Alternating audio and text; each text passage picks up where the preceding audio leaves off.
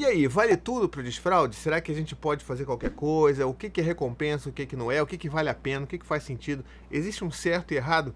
Vamos falar sobre tudo isso, porque esse é um assunto bem polêmico. Eu espero que eu possa ajudar você aí nesse processo de desfraude. Vambora? Mas antes, aquele recadinho de sempre, né? Se você tá aí assistindo esse vídeo, gosta do meu canal, vê se você tá inscrito. Tá inscrito? Gosta desse tipo de conteúdo e não tá inscrito? Se inscreve, você vai gostar. Toda semana tem um conteúdo novo aqui pra gente falar sobre filhos, sobre parentalidade. Eu tenho certeza que você vai adorar. E digo mais, se você quiser, você pode conhecer meu mais novo lançamento, que é esse carinha que tá aqui, ó. O Poder do Afeto. Meu livro que vai te dar uma jornada de 21 dias em que eu, dia após dia, vou conduzir ali junto com você reflexões, atividades importantes, tudo pensando em buscar uma relação mais equilibrada e prazerosa com os nossos filhos dentro desse exercício da parentalidade que é tão complexo, mas tão bonito também. Eu tenho certeza que você vai adorar, as pessoas estão amando. Já tem gente que já está fazendo essa jornada e está me dando feedback. Eu estou amando tudo isso. Então, se você quiser, link na descrição e você vai adorar, eu tenho certeza. Pois muito que bem, volta e meia eu falo sobre desfraude por aqui e eu acho que está na hora da gente retomar esse assunto, porque desfraude é um tema que normalmente deixa as pessoas meio nervosas, né? Porque a gente tem aquele lance de fazer o certo, a gente não pode errar, mas o que é o errar? Será que fazer o certo é aquilo que fizeram com a gente? Então, assim, é um momento para a gente elaborar sobre um monte de coisa, e eu, nesse momento exato que eu vos falo aqui, eu estou adentrando o início, bem o início, os primeiros sinais de uma necessidade de desfraude da Cora, minha filha mais nova, que tem 2 anos, vai fazer 3 anos daqui a pouquinho, na data de gravação desse episódio, tá? Então, assim, daqui a pouquinho ela tá fazendo 3 anos e ela já começa a dar os seus primeiros sinais. Isso significa que eu vou correr e vou desfraudar logo? Não. Eu parto do princípio, a gente aqui em casa, e tem um monte de outras pessoas que partem do princípio que mais fácil você conduzir um processo de desfraude quando ele respeita o tempo da criança. Um desfraude natural, ele passa por esperar o momento, ver os sinais que aquela criança está demonstrando. Se ela começa a indicar que ela está querendo fazer xixi ou cocô, se ela fala antes de fazer o xixi e cocô, já é um segundo passo sobre essa consciência corporal, consciência sobre a sua própria fisiologia. Fazer isso demonstra que a gente respeita o tempo dos nossos filhos e vai fazer, inclusive, com que esse processo seja muito mais tranquilo do que a gente partir do zero. E já vou começar aqui quebrando um tabu, tá bom? O negócio é o seguinte, se você aí conhece alguém ou já falou que você tá aí, tô há 1 ano fazendo um processo de desfraude do meu filho, lamento informar, você não está fazendo desfraude. Esse desfraude não está acontecendo em nenhum outro lugar, além de talvez na sua cabeça. Pois é. Às vezes a gente fica ali insistindo, vamos fazer desfraude. Não tá indo, mas vamos continuar. Tô desfraudando há 1 ano. Não, você não tá desfraudando. Seu filho continua com a necessidade de usar a fralda dele, ou o que quer que seja que ele tá usando ali, sabe? Então, assim, 1 ano para um processo de desfraude, quando a gente está ativamente tomando ações e isso não está evoluindo no caminho, na direção, né, do desfraude concreto, então, assim, não tá rolando desfraude, tá? Então é uma coisa que a gente precisa entender, porque às vezes a gente se sente muito pressionado para fazer isso o quanto antes possível, antes dos nossos filhos terem noção sobre o próprio corpo, antes dos nossos filhos darem os primeiros sinais de que eles estão talvez prontos ou iniciando esse processo, porque tudo é um processo, minha gente. A gente que colocou a fralda na vida dos nossos filhos, agora a gente quer tirar e quer tirar de uma vez só, não pode ser assim, tem que ser com calma, tem que esperar o tempo, aí é menos traumático para todo mundo. Então essa é a dica de ouro. Mas eu vou ler aqui uma mensagem de uma mãe que ela me mandou e que foi, na verdade, a vontade para eu poder gravar esse episódio aqui para vocês hoje. Vou ler para vocês aqui, para vocês entenderem uma parte desse dilema também, tá bom? Então vamos lá. Boa noite, Thiago, tudo bem? Estou gostando muito dos seus conteúdos. Obrigado, querida. Obrigada por compartilhar. Estou tentando desfraldar minha filha de 3 anos. Falei para ela que o dinheiro que eu uso para comprar a fralda podemos trocar por um pula-pula. É algo que ela quer muito. Vendo seus conteúdos, fiquei na dúvida se estou fazendo certo. Será que isso é uma recompensa? Olha que coisa bonita. Olha como é que a informação é, de fato, poder. Essa mãe estava pensando em fazer isso até começar ali a passar por alguns dos meus episódios, meus conteúdos. E de repente ela começa a pensar, será que isso daqui que eu estou fazendo é recompensa? Será que isso é legal de fazer? Eu vou tirar o certo e errado da equação porque isso é muito subjetivo. O que pode ser certo e errado para mim é muito diferente do certo e errado para você. Então, assim, vamos tirar o certo e errado, mas vamos pensar numa perspectiva do olhar de respeito à criança e talvez uma eficiência na condução desse processo, tá bom? E não avaliando outras variáveis que talvez as pessoas que vão considerar o certo e o errado, considerar essas variáveis como, por exemplo, quanto antes uma criança desfraudar, melhor o processo de desfraude. Tem pessoas que pensam assim. E aí eu não tenho como argumentar o que é certo ou errado com uma pessoa que tem esse ponto de partida que é completamente diferente do meu, tá legal? Então, vamos lá, pra gente entender essa problemática aqui da pergunta dessa mãe, a gente precisa perceber primeiro que, assim, estamos falando de uma criança de 3 anos.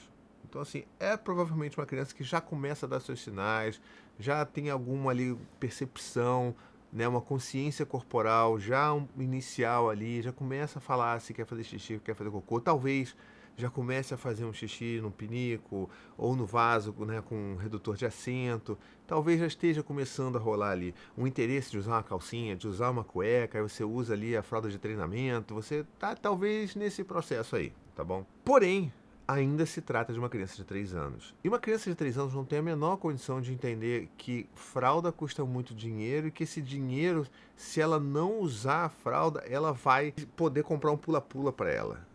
Porque, em última instância, o dinheiro não é dela.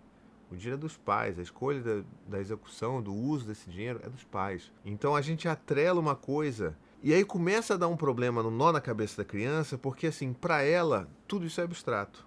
E ela fala, poxa, eu quero muito, mas eu não sei se eu consigo. Mas eu preciso ainda da fralda. Talvez eu não me sinta ainda pronta, talvez eu tenha medo, mas eu quero muito. Então isso às vezes, na verdade, vou tirar até por enquanto essa questão do que se é recompensa ou não, tá? Depois eu falo sobre isso.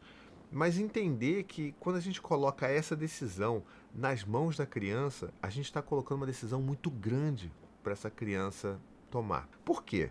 Porque ela ainda precisa da fralda. Isso é inegável. A gente está conduzindo um processo gentil para que essa criança comece a perceber que ela não precisa mais, que ela consegue se controlar, que ela consegue fazer. E se a gente fala, olha, se você largar essa fralda, você vai ganhar aquilo dali, a gente está colocando uma pressão muito grande nessa criança, porque ela vai querer agora, de qualquer jeito, se é realmente o objeto de desejo dela, o pula-pula, ela vai querer de qualquer jeito parar de fazer xixi e cocô na fralda. E isso, em alguns casos, pode até funcionar super bem. Não estou descartando isso não, tá? Pode ser que funcione. Dependendo se a criança já está quase desfraldada. Quase, sabe? Talvez funcione até. Talvez tenha um caso de pessoas que tenham passado por isso e funcionou. Sem grandes mistérios, sem grandes traumas. Mas se essa criança ainda tem uma certa dependência, ela ainda precisa passar por um processo, sabe? De largar essa fralda. A gente coloca um alvo muito grande ali, a gente cria essa pressão, ela vai querer se livrar daquela fralda de qualquer jeito, mesmo se ela ainda não esteja pronta, não só fisiologicamente, mas emocionalmente. O que isso quer dizer? Quer dizer o seguinte, e para explicar ainda melhor, eu posso trazer um paralelo com relação à chupeta. Isso acontece muito com chupeta, né? A gente pega ali a chupeta, eu sei que são necessidades bem diferentes, tá bom? Mas só para fazer esse paralelo aqui, essa analogia, que muitas pessoas às vezes associam, olha, se você der essa chupeta para Papai Noel, ele vai te dar o presente X, que é o brinquedo que a criança mais quer na vida. E aí a criança vai falar, caramba, eu preciso muito. Mas ela ainda não passou por aquele processo de dar a Deus aquele objeto de transição. E aí ela vai largar a mão daquilo, mas vai doer nela, porque ela não está pronta para largar aquilo dali. Então é meio como se a gente estivesse barganhando o desejo da criança com uma necessidade fisiológica dela. E aí a gente fica barganhando algo que não deveria ser barganhado para uma criança. Porque é difícil pra caramba pra ela. E acontece em muitos casos em que a criança vai fazer essa troca e depois ela fica sentida. Ela começa a chorar porque ela sente saudade da chupeta. E aí agora a gente pode voltar, por exemplo, da fralda e traçar esse paralelo de que, ok, talvez ela não vá chorar pela falta da fralda, mas ela vai se sentir talvez ainda insegura para conseguir fazer esse movimento. Ela vai porque ela quer o pula-pula. Mas aí ela vai começar a ficar com medo, porque ela não vai conseguir ainda controlar plenamente ali, vai começar a ter muito acidente. Como é que você vai lidar quando tiver muito acidente? Porque ela ainda não consegue controlar. Você vai tirar o pula-pula dela e vai voltar a comprar a fralda? Entende como que esse mecanismo ele não funciona muito bem na maioria das vezes? Talvez ele só funcione ali no finalzinho, sabe? Bem ali, falta só um peteleco para aquela criança desfraldar completamente. E aí funciona. Mas antes disso, a gente está tentando acelerar um processo que é natural colocando o agente externo de desejo na criança. E a criança não sabe lidar com isso. Entende? O tamanho da problemática? Então, dentro dessa perspectiva de observar o tempo da criança, observar a necessidade da criança e tentar ter esse respeito sobre todas essas questões que envolvem a criança, talvez esse não seja realmente um bom movimento. Um movimento talvez mais eficiente, porque a gente talvez inclua aí, dependendo da fase do desfraude, uma tensão que é desnecessária. E essa tensão, às vezes, ela pode, inclusive, agir contra a gente no processo de evolução de desfraude. Porque, às vezes, ela pode começar a reter muito, fazer xixi, fazer cocô, porque ela não tem segurança de fazer ainda. Mas ela já aceitou, porque ela queria muito pula-pula. E aí a gente não pode depois falar assim, mas você aceitou, como é que você agora vai querer voltar? Tipo, cobrar coerência de uma criança de 3 anos? A gente não pode fazer isso, entende? Então, às vezes é melhor a gente realmente repensar. E que bom que você começou a refletir sobre isso a partir dos meus conteúdos. Agora, falando sobre a questão da recompensa, sim, trata-se de uma recompensa.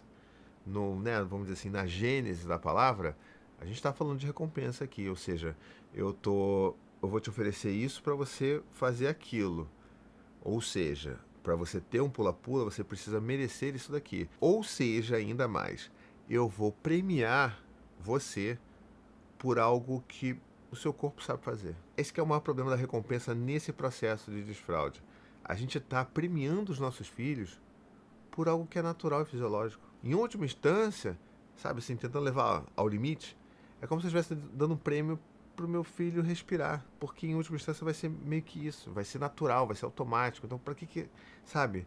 Que é um pouco do processo de quando a gente cria toda aquela cena que a criança faz o xixi pela primeira vez, faz o cocô pela primeira vez no pinico, e todo mundo faz uma festa, e é balão, e é bola, todo mundo gritando, uhul, não sei o quê. Calma, parece até aniversário de restaurante. Não, calma, a gente não precisa fingir um grande evento. A gente pode ficar feliz pelo avanço dos nossos filhos, a gente pode demonstrar essa alegria.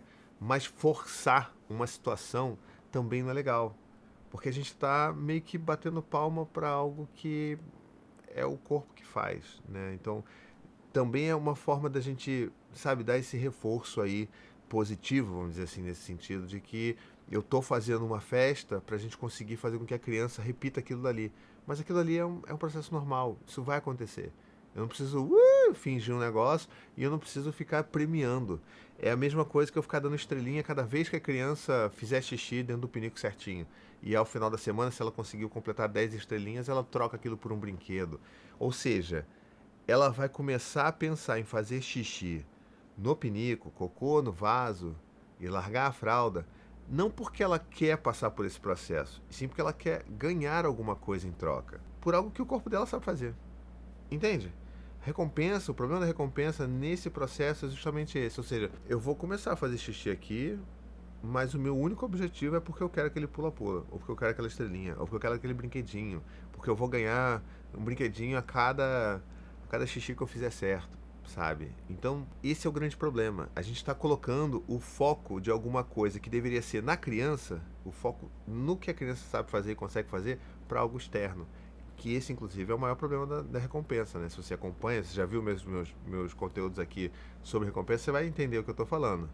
Quando a gente pega e percebe que a criança, ela tem um processo que ela está aprendendo a fazer xixi e cocô ali, fora da fralda, beleza. O mais importante nesse processo é que a gente consiga garantir que a criança perceba o que está acontecendo no corpo dela, lembra?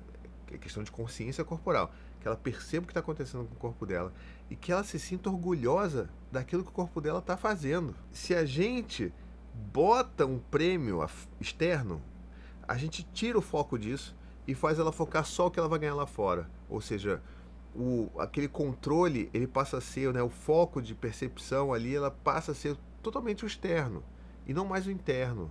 Ela não vai mais sentir orgulho dela por ela ter feito aquilo. Ela vai ficar focada em ganhar o prêmio por ter feito aquilo. E isso daí, ao longo da vida, fazendo com todas as outras atividades dessa mesma forma, a gente está cada vez mais afastando a criança de perceber e ter orgulho daquilo que ela fez, pelo que ela fez, e basear só no que ela vai ganhar lá de fora. Só no que ela vai ter de resposta dos pais. Eu quero muito que meus pais façam sempre uma festa. Então, assim, eu vou fazer isso porque eu quero a festa, não porque é legal o que está acontecendo comigo. A gente tira o foco e bota o foco pro lado externo, quando a gente deveria estar ajudando os nossos filhos a olhar para dentro e focar no que está ali dentro. Entende a diferença? Então, é muito mais do que uma questão de certo e errado. É mais uma questão de a gente refletir e decidir o que a gente quer fazer com os nossos filhos, né? Então, ok, vai envolver a gente gastar um pouco mais de dinheiro se você usa fralda descartável e o seu filho vai fazer, né, vai desfraldar só lá pelos 3 anos e meio, talvez. Pode ser que sim, mas talvez seja mais gentil para ele passar por isso de uma forma mais respeitosa, de uma forma que a gente consiga guardar o tempo dele e esperar pelo menos que ele dê os primeiros sinais, que ele consiga perceber o que está acontecendo com o corpo dele. Que a gente não faça com que isso se torne uma grande gincana ensandecida de tirar a fralda a qualquer custo e ao menor tempo possível.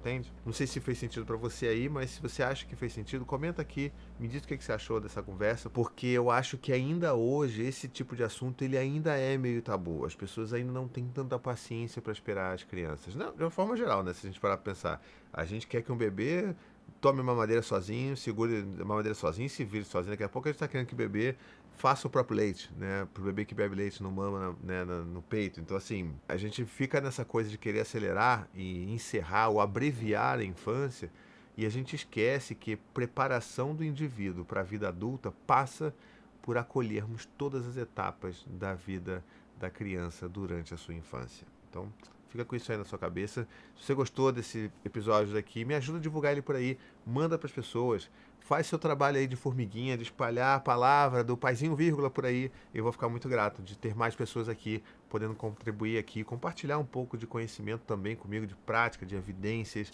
de vivências também. Então, se você quiser participar da conversa, comenta também aqui, me ajuda a divulgar e principalmente, se você quiser se tornar um apoiador ou apoiadora do meu trabalho, com R$ 15 por mês, você vai lá no apoia.se/paizinho, vai lá e todo mês, R$ 15, você vai se tornar um apoiador ou apoiadora desse trabalho de produção de conteúdo na internet, que gera conteúdo acolhedor, conteúdo de informação, sabe, criteriosa, com qualidade, acessível e gratuito para todas as pessoas. Então você pode fazer parte disso. R$ 15 para você pode não fazer muita diferença, mas juntando vários R$ 15 de vários apoiadores, a gente consegue manter esse movimento vivo e pulsante, tá bom? Então, vou ficando por aqui. Um beijo, até a próxima. Tchau, tchau.